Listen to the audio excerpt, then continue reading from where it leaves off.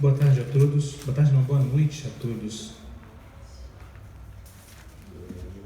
Vamos agradecer a Deus mais uma vez por tudo que Ele é, por tudo aquilo que Ele representa nas nossas vidas. Senhor, muito obrigado pelo privilégio e oportunidade de estarmos aqui reunidos em Teu nome para louvarmos e adorarmos a beleza da Tua glória. Obrigado, Deus, porque o Teu amor, Pai, nos chamou. E isso é incrível. Fala aos nossos corações, fique à vontade, Pai, nesse lugar. Essa é a nossa súplica, no nome de Jesus. Amém. Esse último sábado nós comemoramos a Reforma Protestante. Ela completou 503 anos. E certamente foi o maior acontecimento na história da igreja cristã depois do Pentecostes em Atos, como lemos. Não foi uma inovação, mas um retorno ao cristianismo apostólico. Não foi um desvio, mas uma volta às Escrituras. A igreja ela havia se desviado da simplicidade e da pureza do Evangelho.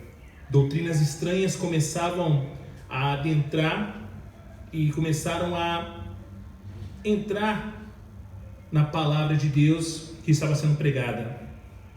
E no dia 31 de outubro de 1517, o monge agostiniano Martinho Lutero, opondo-se a essas práticas das indulgências e aos desmandos do papado, fixou nas portas da igreja de Wittenberg, na Alemanha, as 95 teses contra as indulgências.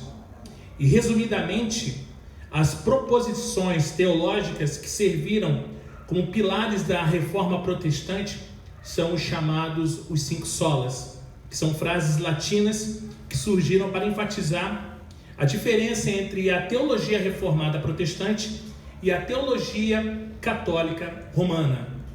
A palavra sola, ela vem do latim e significa somente ou apenas na língua portuguesa. E os 5 solas são sola fide, somente a fé; sola escritura, somente a escritura; solus Christus, somente o Cristo; sola gratia, somente a graça; e soli Deo gloria, somente a Deus a glória. Esses, portanto, irmãos, são os pilares da Reforma Protestante. Estava deflagrada aí a Reforma Protestante do século XVI. A Reforma pode ser resumida em 5 ênfases que vamos estar falando ao longo dessa exposição em memória, em homenagem à Reforma Protestante, ao aniversário da Reforma Protestante. Em primeiro lugar, as Escrituras estão acima das tradições da Igreja. A autoridade suprema sobre a Igreja não vem dos seus concílios, mas das Escrituras. A tradição da Igreja, ela não está em pé de igualdade com a Bíblia. Ao contrário, a Bíblia é a única autoridade de onde emana toda doutrina e prática da Igreja. A palavra de Deus ela é inspirada, inerrante, infalível e suficiente. É nossa única regra de fé e prática. O lema da reforma é sola escritura, ou seja, somente a escritura. Em segundo lugar, a salvação é pela fé e não pelas obras. A igreja havia se desviado do ensino apostólico e estava pregando uma salvação meritória, ou seja, alcançada pelo esforço do homem. Uma salvação adquirida pelas obras. A reforma colocou a igreja de volta nos trilhos da verdade, ensinando que a salvação ela é o resultado não do que fazemos para Deus, mas do que Deus fez por nós em Cristo Jesus. A salvação não é recebida pelo mérito das obras, mas unicamente pela fé em Cristo Jesus. A fé é a causa instrumental da salvação. O lema da reforma é sola fide, somente a fé. Em terceiro, a salvação é pela graça e não pelo mérito humano. A doutrina da salvação estava sendo distorcida. A igreja pregava que a salvação era alcançada pelo esforço do homem e administrada pela igreja. A reforma refutou esse erro e voltou para as Escrituras para afirmar que a salvação é pela graça de Deus mediante a fé em Cristo. Não somos salvos pelas obras, mas para as boas obras. As obras não são a causa de nossa salvação, mas a sua evidência. A graça é o que Deus nos dá sem qualquer merecimento. Deus nos amou quando éramos fracos, ímpios, pecadores e inimigos. O amor de Deus por nós é provado porque, ao nos amar, Deus não escreveu esse amor com letras de fogo sobre as nuvens, mas Ele esculpiu sobre a cruz. Assim como diz as Escrituras em Romanos 5,8, Deus prova o seu próprio amor para conosco, pelo fato de ter Cristo morrido por nós, sendo nós ainda pecadores. O lema da reforma é sola gratia, somente a graça. Em quarto lugar, a salvação foi realizada exclusivamente e cabalmente por Cristo. A igreja estava ensinando que havia uma miríade de intercessores entre Deus e os homens, mas a reforma reestabeleceu a verdade. Voltou para as Escrituras e afirmou que Jesus é o único mediador entre Deus e os homens. Abra sua Bíblia em 1 Timóteo capítulo 2, verso 5. É um clássico na literatura cristã. 1 Timóteo capítulo 2, o verso 5. Diz assim: porque há um só Deus e um só mediador entre Deus e a humanidade, Cristo Jesus, homem. Jesus é o único nome dado, irmãos, entre os homens pelo qual importa que sejamos salvos. Vamos ler Atos dos Apóstolos, capítulo 4, verso 12. Atos, capítulo 4, verso 12. É outro clássico na literatura cristã. Atos, capítulo 4, verso 12. Diz assim: e não há salvação em nenhum outro, porque debaixo do céu não existe nenhum outro nome dado entre os homens, pelo qual importa que sejamos salvos. Ele é a porta do céu, irmãos. Vamos ler João capítulo 10, verso 9. João capítulo 10, verso 9. Diz assim: eu sou a porta. Se alguém entrar por mim, será salvo. Entrará, sairá e achará pastagem. Ele é o caminho, a verdade e a vida, irmãos. Ninguém pode ir ao Pai exceto por Ele. É o que fala o Evangelho de São João, capítulo 14, verso 6. Não podemos esquecer que Jesus, Ele morreu pelos nossos pecados. Vamos ler 1 Coríntios, capítulo 15, verso 3. 1 Coríntios, capítulo 15, verso 3. Todos abriram? Amém? 1 Coríntios, capítulo 15, verso 3. Diz assim: antes de tudo, entreguei a vocês o que também recebi, que Cristo morreu pelos nossos pecados, segundo as Escrituras. Jesus ressuscitou para nossa justificação. Vamos ler novamente Romanos capítulo 4, verso 25. Romanos capítulo 4, verso 25. Diz assim: o qual foi entregue por causa das nossas transgressões e ressuscitou para a nossa justificação. Jesus é o nosso advogado, irmão, junto ao Pai. Vamos ler 1 João capítulo 2, verso 1. 1 João capítulo 2, verso 1. Quem abriu, leia para nós, por favor. 1 João capítulo 2, verso 1. Meus filhinhos, estas coisas vos escrevo para que não pequeis. E se algum homem pecar, temos um advogado com o Pai, Jesus Cristo, o justo. Ele é o dono, o fundamento, o edificador e o protetor da igreja. Vamos ler o Evangelho de Mateus, capítulo 16, verso 18. Estamos falando de solos Cristos.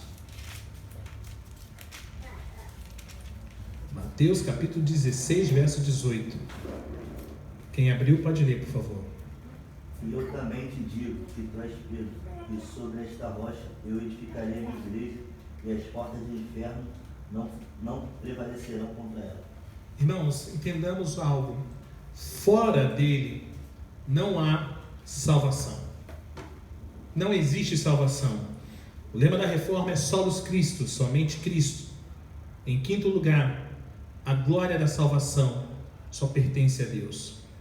Pelo seu desvio da verdade, a igreja estava recebendo os louvores pela salvação, como se essa fosse uma obra da igreja. A salvação é obra de Deus, de ponta a ponta. Deus o Pai nos escolheu, Deus o Filho nos redimiu, e Deus o Espírito Santo nos selou para o dia da redenção. Tudo foi planejado por Ele, executado por Ele, e será consumado por Ele. O apóstolo Paulo, ele é enfático ao falar em Romanos 11:36, porque dele, e por meio dele, e para ele, são todas as coisas. A ele, pois, glória eternamente. Amém. Toda a glória da salvação deve ser dada a Deus e não a homens. Resta claro afirmar, portanto, que toda a glória dada ao homem é vanglória, é glória vazia, é idolatria, é abominação para Deus. Afirmamos de forma retumbante, portanto, que o último lema da reforma é só lhe deu glória, somente a Deus a glória. Irmãos, a igreja ela caminha no poder do Espírito Santo e começa a caminhar a partir do Espírito Santo a partir de Atos capítulo 2, onde o Espírito Santo é derramado e cerca de 3.000 pessoas são convertidas, e ali os apóstolos, cheios do Espírito Santo, pregam, são usados para operar grandes sinais e maravilhas, e a igreja vai se multiplicando, rompendo suas fronteiras de forma geográfica, étnicas, e abrangendo os confins da terra. Mas com o crescimento da igreja, começam a surgir as perseguições. Até o ano 64 da era cristã, era uma perseguição de ciúmes, de zelo dos judeus. Chega o ano 64 e isso muda completamente. A perseguição não vem mais dos judeus, ela vem dos romanos. O inevitável avanço do cristianismo fez com que o Império de Roma legalizasse o cristianismo e posteriormente o adotasse como religião oficial, e posteriormente o bispo de Roma é declarado o bispo universal. Apesar da igreja conquistar grande influência política e social, que é bem similar ao que ela é hoje, acabou se esquecendo dos valores principais do Evangelho. A igreja vai perdendo sua fidelidade às Escrituras, perdendo seus princípios, e a igreja foi se paganizando. Ganhou grandeza política, até fui meio redundante agora, né? E poder econômico, mas se tornou pequena teologicamente falando, se tornou pequena moralmente, até que ficou completamente desfigurada. Após séculos de domínio político da igreja pela Europa, surgem os pré-reformadores e reformadores, cumprindo os propósitos de Deus para o Evangelho. Glória a Deus, que lindo! Deus estava preparando um momento oportuno para que um monge agostiniano chamado Martinho Lutero, que já tinha descoberto a beleza, a riqueza das Escrituras, sobretudo Romanos 1,17, que diz o que? Vocês sabem, isso é um clássico: o justo viverá pela fé, e convertido a essa verdade. Lutero não suporta os desvios tão gritantes daquela época, e exatamente no dia 31 de outubro de 1517, ele vai fixar nas portas da igreja de Wittenberg, na Alemanha, as 95 teses contra as indulgências, e que deflagra assim o movimento da reforma do século XVI. E apesar da revolução que a reforma causou, esses mesmos princípios reformadores estão sendo novamente esquecidos. Hoje, eu preciso de uma bênção, então eu procuro a igreja, porque a igreja, ela vai me dar aquela bênção. Eu procuro o pastor, o bispo, o apóstolo, porque ele é a conexão entre eu e Deus. Já não é Jesus, é o bispo, é o pastor, é o apóstolo, é o patriarca.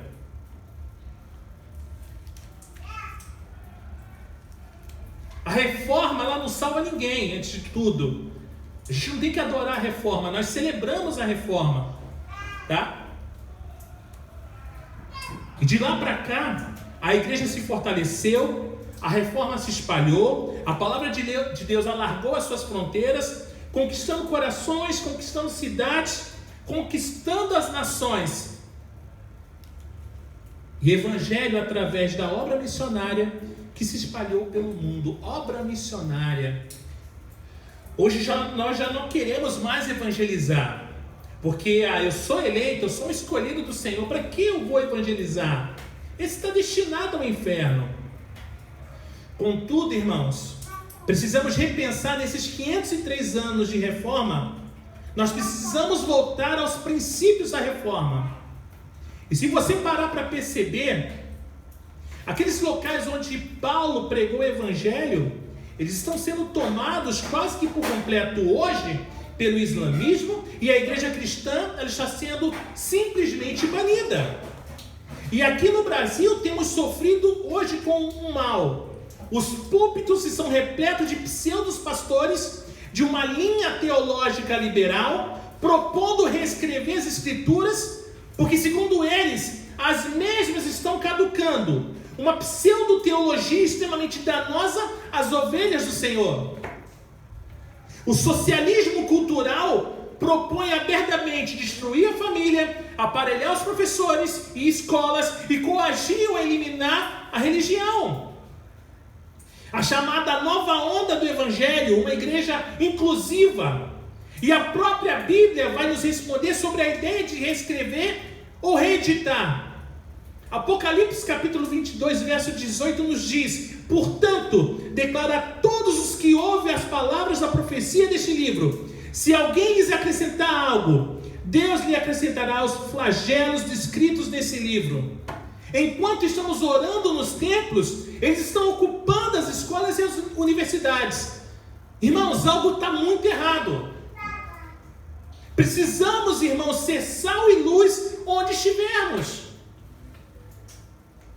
Não dá para negociar e modernizar o que não pode nem deve ser atualizado. Você quer... Dede, fecha sua Bíblia, por favor. Cara, eu vou atualizar a Bíblia. Se pode, eu também vou atualizar. Eu vou atualizar agora.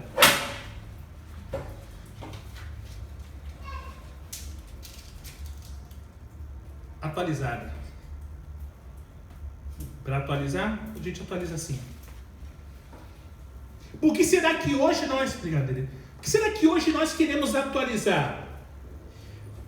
Queremos tornar a porta mais acessível quando o caminho é estreito? Vamos ler Hebreus capítulo 11, verso 33 e 34. Esse é um texto lindo. É muito lindo. Todos abriram? Hebreus capítulo 11, verso 33 e 34. Todos abriram, amém? Vamos lá. Os quais pela fé, vamos enumerar, pela fé, venceram reinos, praticaram a justiça, alcançaram promessas, fecharam as bocas dos leões, apagaram a força do fogo, escaparam do fio da espada, da fraqueza tiraram forças, na batalha se esforçaram, puseram em fuga os exércitos dos estranhos. 9 pontos aqui, né? Se Hebreus 11 fosse escrito e inspirado em nossa geração de cristãos, a nossa geração de cristãos, quais dessas obras, feitos e conquistas, vocês acham que poderiam ser enumeradas por nós? Pastor, é difícil. Não. Vencemos reinos? Nós temos praticado a justiça? Nós alcançamos as promessas? Nós estamos fechando a boca de leões? Nós estamos apagando a força do fogo? Nós estamos escapando do fio da espada? Da nossa fraqueza tiramos forças? Estamos nos esforçando nas batalhas? Nós colocamos em fuga os exércitos dos estranhos? Não. Sabe por quê? Porque a gente é um bando de molenga, a gente é um bando de falastrões que só sabe falar muito e não faz nada. Queremos bater no peito, eu sou reformado, eu sou um reformador, eu faço parte de uma igreja reformada, mas não faz nada. Não faz absolutamente nada. Reclama de tudo que lhe vem contra. Se o irmão de repente é arminiano, você está errado de ser arminiano. Cara, não se esqueça, ele é seu irmão em Cristo. Se o irmão começa a orar e de repente fala em línguas, esse irmão, ele quer ser pentecostal. E por que ele não pode ser meu irmão? Porque ele é pentecostal? Irmãos, eu vim de linhagem pentecostal, eu sou muito pentecostal. Minha esposa que fala muito isso. Eu acredito, e me desculpem alguns irmãos reformados que falam da minha fala, mas alguns dons não cessaram. E eu creio nisso, já sempre converso isso com o Dedê. Cuidado para que não estejamos nos fechando numa casinha, na caixa reformada, que nem cachorros com fome. Cara, pelo amor de Deus.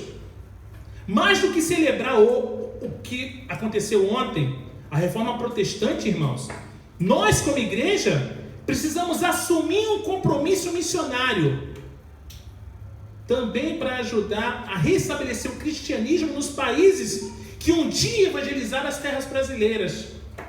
E se pararmos para perceber, onde a reforma se estabeleceu na Europa, hoje se estabeleceu o secularismo, e a igreja cristã está quase e praticamente morta.